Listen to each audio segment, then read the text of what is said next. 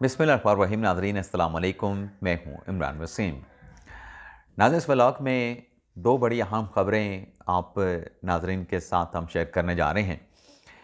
एक ख़बर में तो आपको ये बताएंगे कि जस्टिस मंसूर अली शाह और जस्टिस आयशा मलिक साहिबा क्यों बैरून मुल्क रवाना हो रहे हैं, ये मामला क्या है, किस मुल्क में जा रहे हैं, क्यों जा रहे हैं, किसने मदऊ किया है, किस मामले पर मदऊ किया गया है। एक तो इस खबर की डिटेल आपके साथ हम शेयर करेंगे।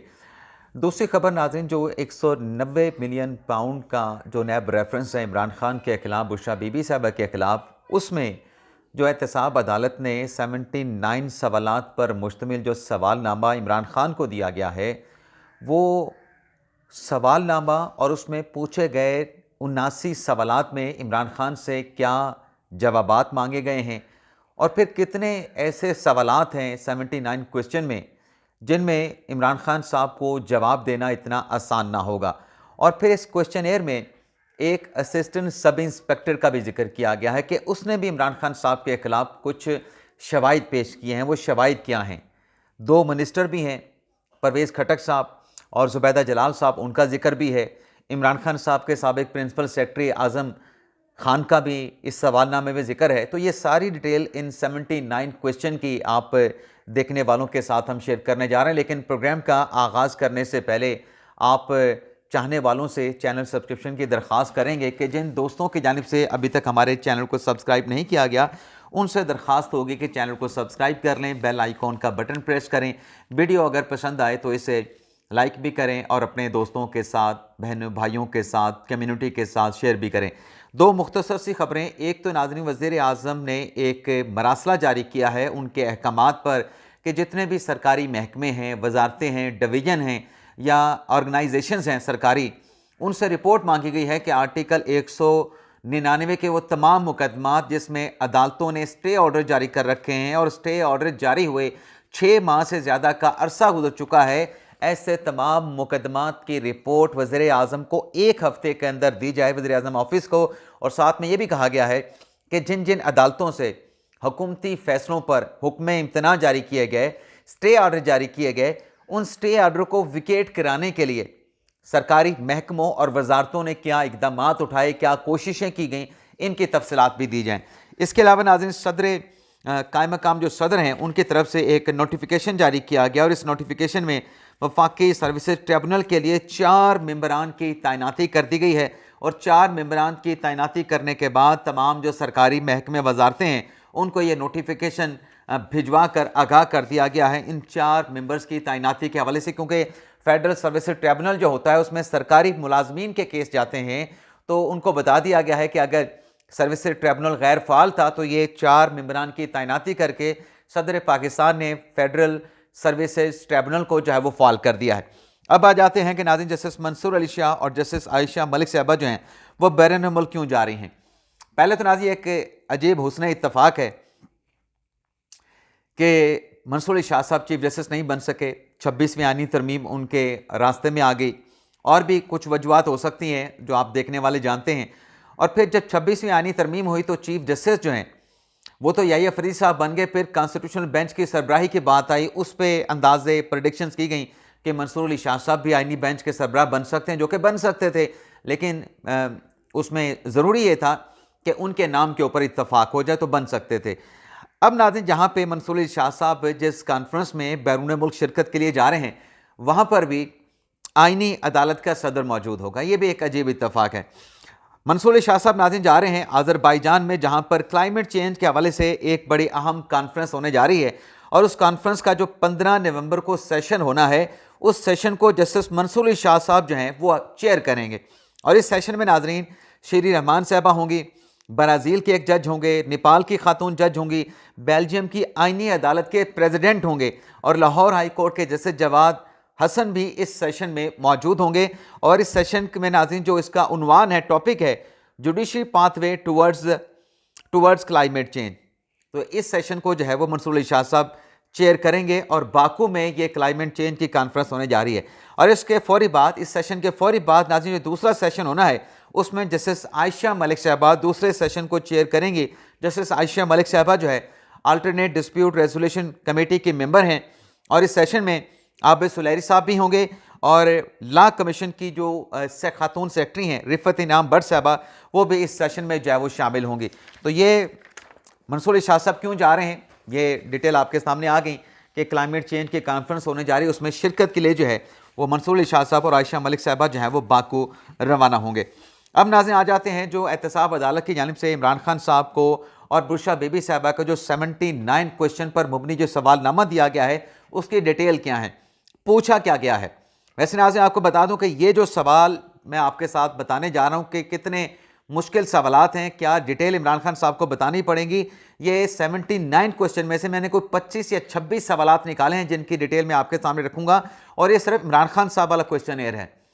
बुशरा बीबी साहबा जो क्वेश्चन एयर है उसमें भी ऑलमोस्ट जो है यही सवालात पूछे गए हैं, लेकिन उसमें एक पेज ज़्यादा है। यानी अगर इमरान खान साहब के क्वेश्चन एयर के 14 सफ़ात हैं तो बुशरा बीबी साहबा के क्वेश्चन एयर के 15 सफ़ात हैं। तो बुशरा बीबी साहबा वाला सवालनामा मैंने देखा नहीं है, उसको भी देखने के बाद अगर उसमें कोई अलग से कोई पर्टिकुलर कोई क्वेश्चन हुआ तो फिर नेक्स्ट व्लॉग में वो बुशरा बीबी साहबा वाले जो सवालात हैं उनकी डिटेल भी आपके साथ शेयर करेंगे। लेकिन फ़िलहाल इमरान खान साहब से क्या पूछा गया है उसकी डिटेल आपके साथ शेयर कर लेते हैं। अच्छा नाज़रीन, हर सवाल जो पूछा गया है 79 क्वेश्चन है, उसमें कहा गया है कि सबूत मौजूद हैं, सबूत मौजूद हैं, और आखिर में कहा गया है कि इस सवाल पे आपका जवाब क्या है। अब नाज़रीन पहला सवाल जो मैंने निकाला है उसमें इमरान खान साहब से पूछा गया कि सबूत मौजूद हैं कि जब आप वज़ीर आज़म थे अगस्त 2018 से लेके अप्रैल 2022 तक, तो अप्रैल 2019 में आपके रेफरेंस में 190 मिलियन पाउंड केस के रेफरेंस में जो शरीक मुल्ज़म हैं मलिक रियाज हुसैन और अहमद अली रियाज, उनसे आपने 458 कनाल ज़मीन 458 कनाल 4 मरले ज़मीन जो है जुल्फ़ी बुखारी के ज़रिए उस वक्त आपने हासिल की। यानी आपने फ़ायदा हासिल किया, माली फ़ायदा हासिल किया, और ये ज़मीन आपने उस वक्त हासिल की कि जब अल कादिर ट्रस्ट मौजूद ही नहीं था। अब खान साहब के बयानात निकाल के देखें, खान साहब कहते हैं कि ये ज़मीन ट्रस्ट के लिए मिली थी, लेकिन नैब ये कह रहा है, एहतसाब अदालत के सवालनामे में कहा गया कि जब ये ज़मीन मिली तो ये ट्रस्ट किसी जगह पे एग्जिस्ट ही नहीं करता था। इस पर कहा गया कि इमरान खान साहब इसका जवाब दें। दूसरे सवाल में कहा गया है कि इमरान खान साहब इस बात के सबूत मौजूद हैं कि जिस वक्त ये ज़मीन आपने मलिक रियाज हुसैन से बजरिया जुल्फ़ी बुखारी हासिल की, ना तो ट्रस्ट मौजूद था और ना ही अल कादिर यूनिवर्सिटी मौजूद थी। अब ये दोनों मुश्किल सवालात हैं, क्योंकि खान साहब जैसे मैंने कहा कि अपने तकरीरों अपने बयानात में मुख्तलिफ मौके पेश करते थे कि ये तो जो हमने ज़मीन मिली है, ये जो मलिक रियाज ने हमें 28 करोड़ रुपए दिया है, ये तो अल कादिर ट्रस्ट के लिए दिया है और ये तो यूनिवर्सिटी के लिए दिया गया है। लेकिन यहाँ पे ये बात बताई जा रही है कि जब ये ज़मीन ट्रांसफ़र हुई, जब ये पैसे ट्रांसफ़र हुए, तब ये ट्रस्ट या कादिर यूनिवर्सिटी मौजूद नहीं थी। तीसरा जो सवाल मैंने निकाला है उसमें कहा गया है कि इमरान खान साहब सबूत मौजूद हैं कि आपने मुल्ज़म यानी जो अपने मलिक रियाज हुसैन हैं और जो अहमद अली रियाज हैं, उनकी गैर कानूनी और बदनीयती पर मबनी मामलात पर पर्दा डालने के लिए जो रकम बरतानिया में पकड़ी गई, आपने उनको फैसिलिटेट किया और एक ऐसा नोट जो है आपने इमरान खान साहब आपने सवाल में कहा गया है कि आपने काबीना में फ्लोट कराया, जिसमें काबीना के अरकान को यानी इमरान खान साहब की काबीना के अरकान को गलत मालूमात फराहम की गई। अब उसमें क्या था, उस नोट में कहा गया था कि ये जो रकम बरतानिया से आएगी ये पाकिस्तान को मिलेगी। उस नोट में कहा गया था कि ये रकम जो मलिक रियाज हुसैन की बरतानिया में पकड़ी गई है, इसको एनसीए ने फ्रीज किया है और अब कानून के मुताबिक ये रकम रियासत पाकिस्तान में अकाउंट में आएगी। लेकिन ये रकम जो है वो सुप्रीम कोर्ट के अकाउंट में, जो कि ख़ास मकसद के लिए जो मलिक रियाज हुसैन ने 460 अरब रुपये वहाँ पे जमा कराने थे, जो लाइबिलिटी मलिक रियाज हुसैन की थी, उसमें जमा करवाए गए। तो इस पे इमरान खान साहब से कहा गया है कि इसके सबूत मौजूद हैं कि आपने एक गैर कानूनी और बदनीयती पे मबनी ट्रांजैक्शन पे पर्दा डाला। इस पर आपका जवाब क्या है।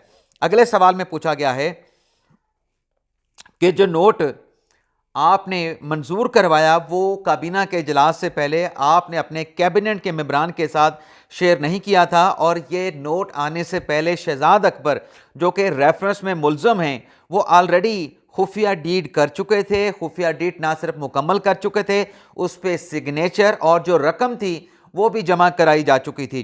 6 नवंबर 2019 को ये सब कुछ हो चुका था।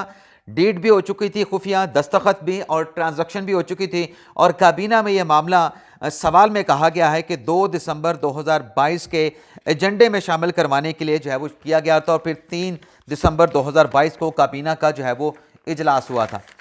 इसके आगे नाज़रीन कहा गया है कि सबूत मौजूद हैं कि 3/12/2019 को जब काबीना का इजलास हुआ तो उसमें जो सर्ब मोहर दस्तावेज़ात, यानी ये जो NCA के हवाले से, मलिक रियाज हुसैन के हवाले से खुफिया जो डीड की गई, उसकी जो मंजूरी है, इमरान खान साहब से कहा गया कि वो खुफिया सर्ब मोहर लिफाफे में जो दस्तावेज़ात थी उसको बग़ैर गौर व फिक्र के काबीना के इजलास के सामने उसको खोले बगैर आपने इंसिस्ट किया अरकान से कि इसको मंजूर कर लें। तो बताएं खान साहब आप क्या कहते हैं।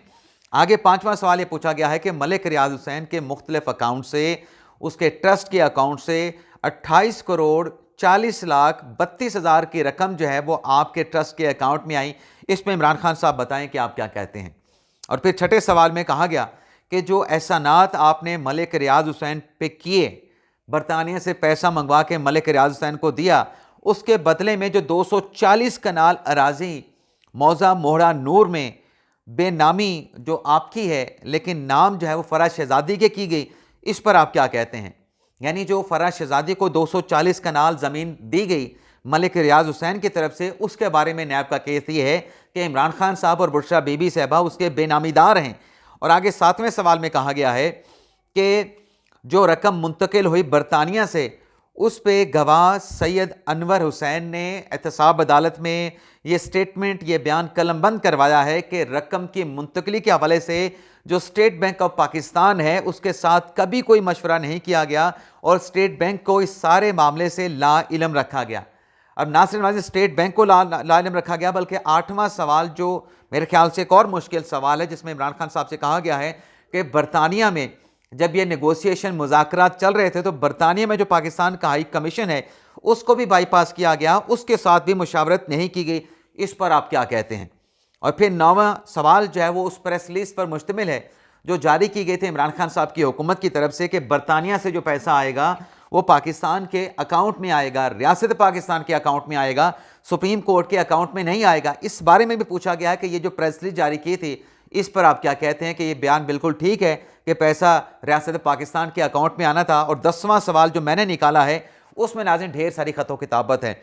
ये जो ज़मीनें एक दूसरे को अलॉट की गई, जो ख़तूत लिखे जा रहे थे, जो मुलाकातें हो रही थी, उन तमाम चीज़ों जो ख़तों किताबत है उसमें ढेर सारी चीज़ें शामिल हैं, दस्तावेज़ात शामिल हैं। 11वां सवाल नाज़रीन में निकाला है कि मोहम्मद अब्बास हैं, वजारत कानून के अफीसर हैं, उन्होंने कहा कि जब यह खुफिया डीड की गई, खुफिया डीड करने के हवाले से शहजाद अकबर जो कि एसेट रिकवरी यूनिट के सरबराह थे, उन्होंने इस बात को नज़रअंदाज किया कि कल को अगर कोई मुश्किल आती है तो उससे बचने के लिए वजारत कानून से राय ली जाए। तो शहजाद अकबर साहब ने वजारत कानून से किसी किस्म की राय जो है वो नहीं ली, बल्कि वजारत कानून से राय भी नहीं ली गई। 12वां सवाल जो मैंने निकाला है उसमें वजारत ख़जाना के जो ऑफिसर हैं हफीज़ुर रहमान, वो ये कहते हैं कि पैसा तो आना था।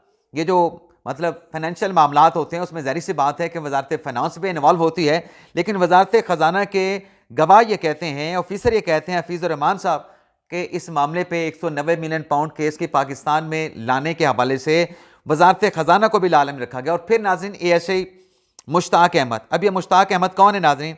ये मुश्ताक अहमद वो हैं जब इमरान खान साहब वज़ीर आज़म थे और ये उनकी बनी गाला के बाहर ड्यूटी थी मुश्ताक अहमद ASI की।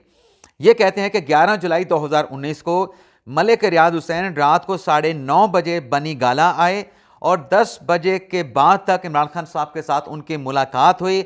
ना सिर्फ मलिक रियाज हुसैन 11 जुलाई 2019 को आए, बल्कि शहजाद अकबर भी आए, उन्होंने भी इमरान खान साहब के साथ मुलाकात की। और मुश्ताक अहमद ASI ने, इस्लामाबाद पुलिस के ऑफिसर ने, इस हवाले से जो एंट्री रजिस्टर था इमरान खान साहब की रहायशगाह के बाहर, वो एंट्री रजिस्टर भी जो है वो नैब के एहतसाब अदालत में पेश किया। और फिर नाज़रीन मोहम्मद अशरफ, ये गेट पे होते थे, इमरान खान साहब का जो एंट्री गेट है वहाँ पे इनकी भी ड्यूटी होती थी। इसने भी कहा कि मैंने इजाज़त दी अंदर से टेलीफोन आने पे मलिक रियाज हुसैन और शहजाद अकबर को बनी गाला इमरान खान की रिहाइशगाह के अंदर जाने की। और फिर नाज़रीन आगे चल के जो 15वां सवाल है उसमें यह कहा गया है कि वजारत कानून से केस टू केस राय ली जाती थी, लेकिन इस केस में वजारत कानून से राय नहीं ली गई। और फिर 16वां जो सवाल है वो परवेज़ खटक साहब ने जो स्टेटमेंट रिकॉर्ड करवाया, जिसमें परवेज़ खटक ने कहा कि हमें काबीना के इजलास में शहजाद अकबर ने यह बताया था कि हुकूमत पाकिस्तान का और हुकूमत बरतानिया का मुआहदा हुआ है कि जो गैर कानूनी रकम पकड़ी जाएगी वो रियासत पाकिस्तान को मिलेगी। और फिर उस खुफिया सरबमोहर लिफाफे की हमसे मंजूरी ली गई। और फिर कहा गया कि काबीना के इजलास में शहजाद अकबर ने कहा, परवेज़ खटक साहब अदालत को बता रहे हैं, जो कि सवालनामे में कहा गया है कि 190 मिलियन पाउंड पकड़े गए और शहजाद अकबर ने कहा कि रियासत पाकिस्तान को मिलेंगे, आप इस खुफिया मुआहदे की मंजूरी दे दें। और फिर जुबैदा जलाल साहबा का जिक्र है। जुबैदा जलाल साहब ने भी कमोबेश वही बातें की हैं जो परवेज़ खटक साहब ने की। और फिर आज़म खान साहब का स्टेटमेंट भी है, जो इमरान खान साहब के प्रिंसिपल सेक्रेटरी थे। आज़म खान ने यह कहा कि शहजाद अकबर जो है, चूँकि काबीना के इजलास का एजेंडा जारी हो चुका था, सप्लीमेंट्री एजेंडे के तौर पे शहजाद अकबर एक फ़ाइल लेके आए जिसमें वो खुफिया डीड 190 मिलियन पाउंड वाली NCA वाली शामिल थी।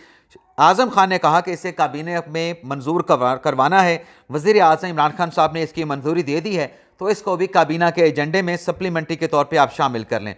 तो वो भी शामिल कर दिया गया। इस पर इमरान खान साहब से कहा गया है कि सबूत मौजूद हैं, इस पर आपका जवाब क्या। और फिर आगे नाजरीन, मियाँ उमर नदीम जो इस नैब रेफरेंस के तफ्तीशी थे, उन्होंने जो स्टेटमेंट रिकॉर्ड करवाया, और मियाँ उमर नदीम नैब के तफ्तीशी ये कहते हैं कि NCA ने ये अकाउंट फ्रीज कर दिए थे, ये पैसा हुकूमत पाकिस्तान को मिलना था। 190 मिलियन पाउंड की मालियत में 1 हाइड पार्क की प्रॉपर्टी भी शामिल थी, लेकिन ये जो रकम है बाहर से लाकर जो है सुप्रीम कोर्ट में मलिक रियाज हुसैन की अदायगियों का जो अकाउंट था उसमें एडजस्ट जो है वो करवा दिए गए। और फिर मियाँ उमर नदीम ने 458 कनाल अराजी का जिक्र भी किया, जो ट्रस्ट के हवाले से बात की जाती है। 240 कनाल अराजी का जिक्र भी किया गया, जो कि फरा शहजादी को मुंतकिल की गई। और आगे चल के कहते हैं कि ये रकम जब सुप्रीम कोर्ट के अकाउंट में मुंतकिल हुई तो ये रिकॉर्ड पे मौजूद है कि सुप्रीम कोर्ट ने ये रकम जो है वापस कर दी हुकूमत पाकिस्तान को। और फिर इमरान खान साहब से जो आखिरी चंद सवालात पूछे गए हैं कि क्या समझते हैं इमरान खान साहब, यानी जो आखिरी 75, 76 या 79 तक क्वेश्चन, उसमें इमरान खान साहब से एहतसाब अदालत ने यह कहा है कि आप क्या समझते हैं कि आपके खिलाफ इन गवाहों ने क्यों बयान कलम बंद करवाए, आपके खिलाफ ये रेफरेंस क्यों बनाया गया है, और आपके पास इमरान खान साहब से पूछा गया है कि अपने दिफा में क्या शवाहिद हैं। और फिर 78 क्वेश्चन में कहा गया है कि आप इसके अलावा भी इमरान खान साहब कुछ कहना चाहते हैं। अब इस सवाल पे तो मुझे लगता है कि खान साहब सियासी तकरीर अदालत में करेंगे। और आखिरी सवाल में इमरान खान साहब से कहा गया है, अब ये मुश्किल सवाल है, इमरान खान साहब से कहा गया है कि क्या बतौर गवाह आप कटहरे में खड़ा होना पसंद करेंगे। अच्छा, ये सेक्शन 340 का सब क्लॉज बी ये कहता है, जो मैंने अभी देखा है, बी नहीं है 2 है, कि जो जिससे गवाही मांगी गई है, जो मुल्ज़म है वो हलफ पे आके